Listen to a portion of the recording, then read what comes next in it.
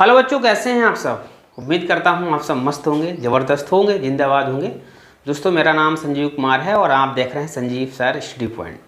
जो इस वीडियो में मैं आप सभी को बताने वाला हूं क्लास 10 प्रश्नावली 4.1 का पहले का छठा सवाल।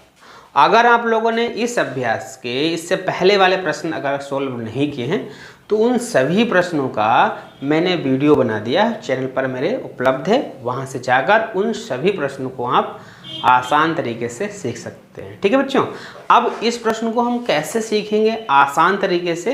तो जो बड़ा ही सिंपल प्रश्न है, देखिए क्या करना है कि जांच करना है कि निम्न द्विघात समीकरण है या नहीं है। द्विघात समीकरण का क्या सिस्टम होता है, कहेंगे मुझे लिखना है कि ऐसा समीकरण जिसमें चर की पावर सबसे ज़्यादा 2 हो। ऐसा समीकरण जिसमें चर की पावर सबसे ज़्यादा कितनी हो, 2 है, वो हमारा द्विघात समीकरण होता है। तो मुझे यहाँ द्विघात समीकरण पावर तो 2 है, लेकिन मुझे इसे सोल्व करके बताना है। सोल्व होने के बाद जो समीकरण बचेगा वो मुझे देखना है कि यार द्विघात समीकरण है या नहीं है। बच्चों, इधर मुझे कुछ नहीं करना, ये मेरा सोल्व दिया है। तो हमें क्या करना है, लिखेंगे x² और प्लस 3x प्लस 1। ये तो हमारा जो दिया है सेम मुझे लिखना है, बराबर लगाएंगे।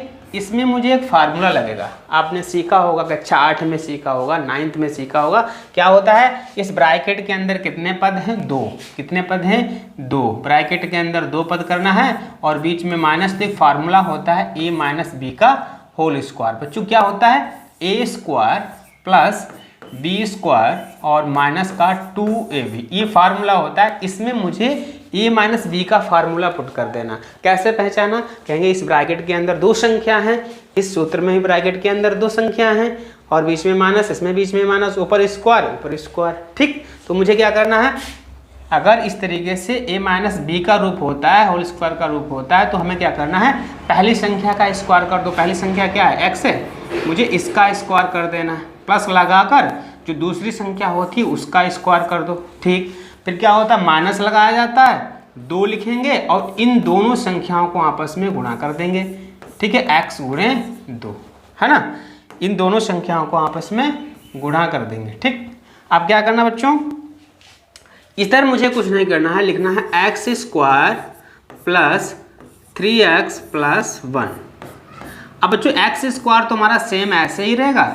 अब 2 का स्क्वायर का मतलब क्या होता है, किसी भी संख्या का जब स्क्वायर लगा होता है तो हमें क्या करना है, 2 गुणे 2 करते हैं, 2 दूना कितना हो जाएगा, 4 हो जाएगा। लेकिन तो हमारा 2 दूना 4 हो जाएगा। अब इसकी मल्टीप्लाई कर देंगे, 2 दूना 4x हो जाएगा। ठीक, अब इनके मुझे पक्षांतर करना। और मैंने आपको बताया जब किसी भी संख्या को पक्षांतर किया जाता है तो जो पद एक जैसे होते हैं उन्हें एक साइड में रखना होता है, एक जैसे पद एक पड़ोस में लिखते हैं। जैसे x² यहाँ लिखा है तो हम क्या करेंगे, इसको भी यहाँ पक्षांतर कर देंगे तो इसके पड़ोस में ही लिखा जाएगा। ठीक है, अब इसके बाद में क्या करना है, प्लस लगाएंगे, वो 3x है और इस वाले x को इधर लाएंगे तो ये हमारा प्लस में हो जाएगा 4x और प्लस 1 लगा देंगे, यहाँ 4 आएगा तो हम माइनस लगाएंगे, बराबर में क्या हो जाएगा, 0 हो जाएगा। अब यहाँ a हमारा माइनस है, प्लस तो ये घट जाएगा, कुछ नहीं बचेगा। 4 में 3 जोड़ेंगे तो कितना बच्चों हो जाएगा, 7x, यहाँ घट जाएगा तो क्या बचेगा, माइनस का 3। अब जो मेरे पास समीकरण बचा है, मुझे ये देखना है कि इसमें चर की पावर कितनी है। कहेंगे इसमें चर की अधिकतम घात कितनी है। अधिकतम बच्चों घात देख लेना, अधिकतम घात कितनी है, 1 है, इसलिए द्विघात समीकरण ये नहीं होगा, द्विघात समीकरण नहीं होगा। ठीक है, इस तरीके से आप इस प्रश्न को भी आसानी से सॉल्व कर सकते हैं।